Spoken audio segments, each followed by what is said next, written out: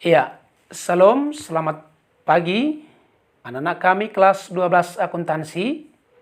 Kita kembali belajar dari rumah pada hari Selasa 28 Juli 2020. Pada materi kita minggu yang lalu, yaitu mengelola aset tetap. Nah, sekarang saya akan memberikan penjelasan sedikit tentang materi yang sudah saya sampaikan pada minggu yang lalu.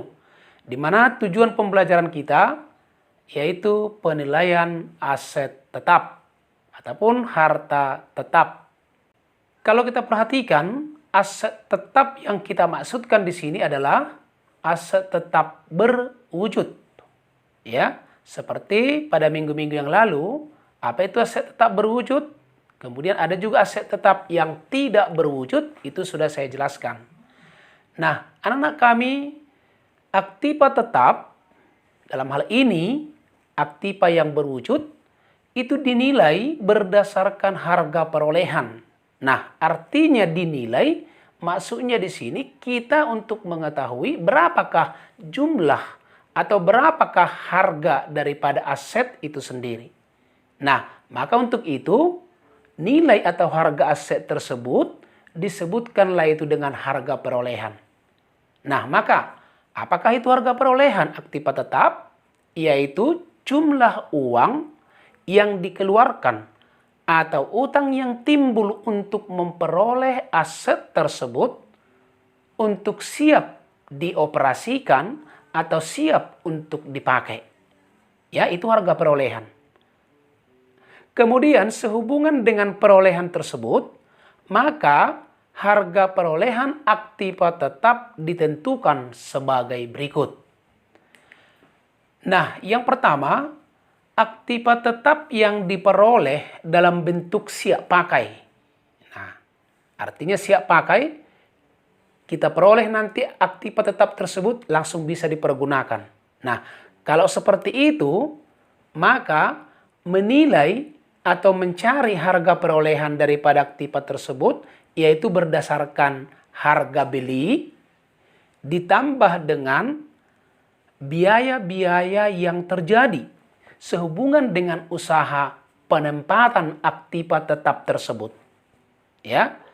Nah, jadi harga perolehan itu berdasarkan harga beli ditambah dengan biaya-biaya yang terjadi untuk memperoleh aktiva tersebut. Itulah kalau aktivanya siap pakai. Kemudian ada juga aktiva itu adalah dibangun terlebih dahulu. Nah, itulah bagian yang kedua atau B.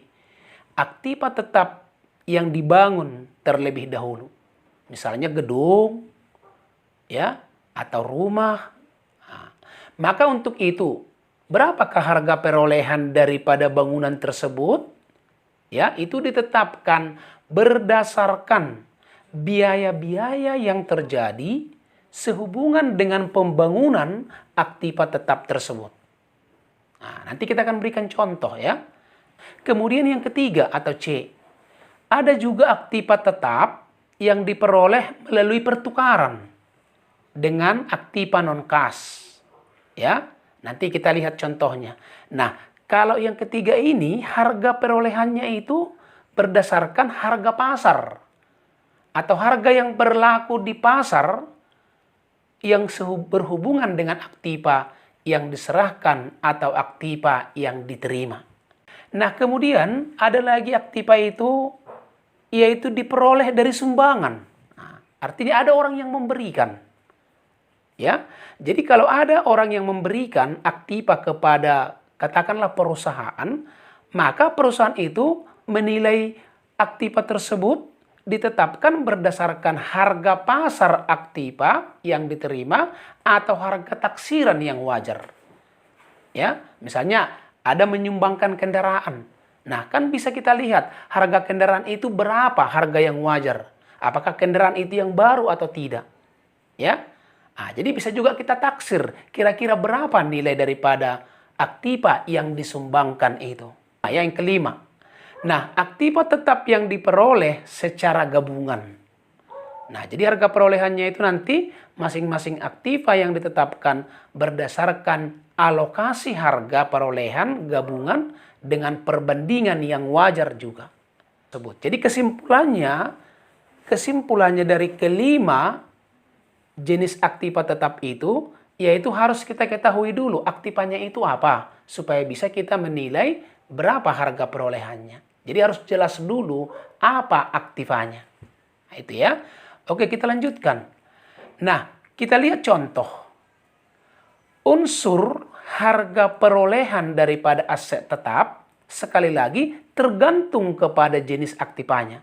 Nah, sebagai contoh, bisa kita lihat di dalam materi yang sudah saya berikan pada minggu yang lalu. Yang pertama, itu menyangkut kepada tanah atau land. Ya. Nah, kita lihat gambar. Nah, tanah ini biasanya digunakan oleh perusahaan sebagai tempat bangunan untuk lokasi. Misalnya untuk lokasi pabrik, untuk lokasi kantor, atau untuk lokasi toko, lokasi gudang, dan lain sebagainya.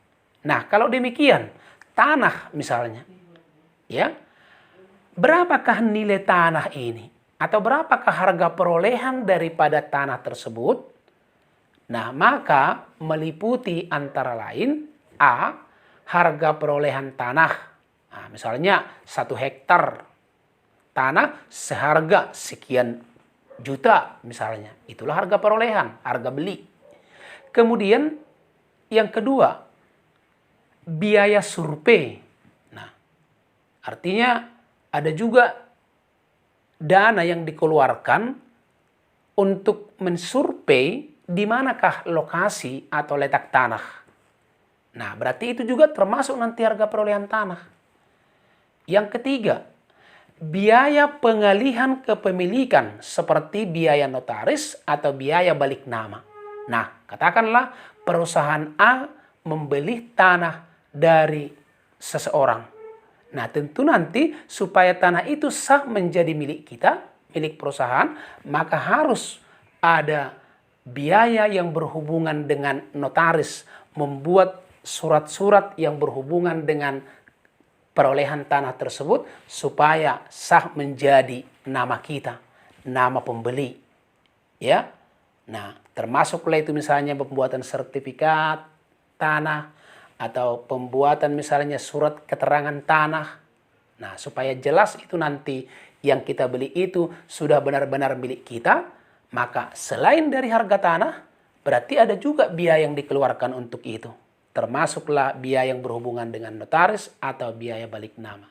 Kemudian yang keempat atau D, biaya perantara atau komisi untuk agen. Nah, ini yang keempat ini, biaya perantara maksudnya ada orang yang menunjukkan, oh di sana ada tanah.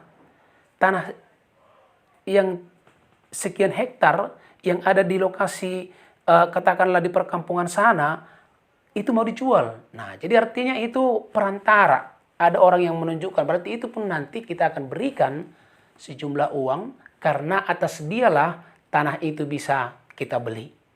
Nah, jadi untuk itu biaya yang berhubungan dengan itu disebut dia biaya perantara ataupun komisi untuk agen. Baru yang kelima atau E, yaitu pajak bumi dan bangunan. Iya. Jadi tanah yang kita beli itu nanti dikenakan pajak yang disebut dengan pajak bumi dan bangunan atau PBB. Nah, jadi ada 5 harga perolehan yang berhubungan dengan tanah. Contoh, kita lihat di situ contohnya ya. Jadi pada tanggal 10 Maret 2019, Pak Ari membeli tanah seharga 50 juta dan pembeli setuju untuk membayar pajak bumi dan bangunan sebesar 5.500.000. Maka berapakah harga perolehan tanah? Nah, tentu harga beli ditambah dengan pajak. Nah, jadi harga belinya tadi 50 juta, pajak yang dikenakan terhadap tanah tersebut oleh pemerintah 5.500.000, maka jumlah harga perolehan tanah menjadi 55.500.000. Ya. Itulah harga perolehan tanah pada saat itu. Nah, kemudian jurnal. Ya, kita masuk ke jurnal. Tentu pada saat kita membeli tanah, maka tanah bertambah di debit. Kemudian kita pakai uang tunai, kas di kredit. 55.500.000. Ya, itulah contohnya untuk harga perolehan tanah. Kemudian ada lagi contoh yang kedua. Nah, ini perlu diperhatikan ya. Nah, PD Arga, perusahaan dagang Arga memperoleh tanah dengan harga tunai 100 juta. Di atas tanah tersebut berdiri sebuah gudang tua yang biaya penghancurannya 6 juta. Kemudian tambahan pengeluaran lainnya adalah biaya notaris 1.500.000. Komisi agen 2 juta. Nah, kita ulangi 7.250.000. Maka berapakah harga perolehan tanah? Nah, jumlahnya 114.750.000 dengan perincian. Pertama, harga tunai tanah 100 juta. Biaya penghancuran gudang yang ada tadi, gudang tua, nggak perlu dipakai, tapi harus dihancurkan. Berarti butuh dana lagi untuk itu, 6 juta. Biaya notaris, mengurus surat-surat tanah. Ya. Kemudian komisi agen. Nah, biaya perantara tadi, ada yang menunjukkan. Jadi kita harus kasih 7.250.000. Maka jumlah biaya perolehan tanah menjadi 114.750.000.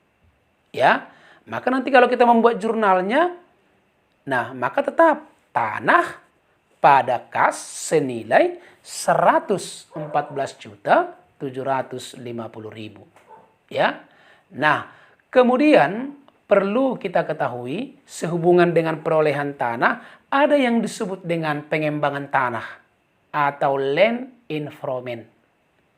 Ya, merupakan tambahan struktural yakni sarana yang dibangun di atas tanah. Nah, seperti pembuatan jalur kendaraan, pembuatan paret, tempat parkir, pemagaran dan lain sebagainya. Nah, itu kan butuh dana. Nah, tetapi perlu kita ketahui pengembangan tanah tersebut itu tidak termasuk harga perolehan tanah. Itu sudah di luar daripada perolehan tanah tadi. Jadi nggak termasuk itu ya. Itu dicatat tersendiri nanti sebagai biaya perbaikan tanah. Jadi nggak termasuk itu kepada perolehan tanah. Ya, perlu dipahami itu. Kemudian kita lanjutkan. Yang kedua yaitu aktiva tetap bangunan atau building.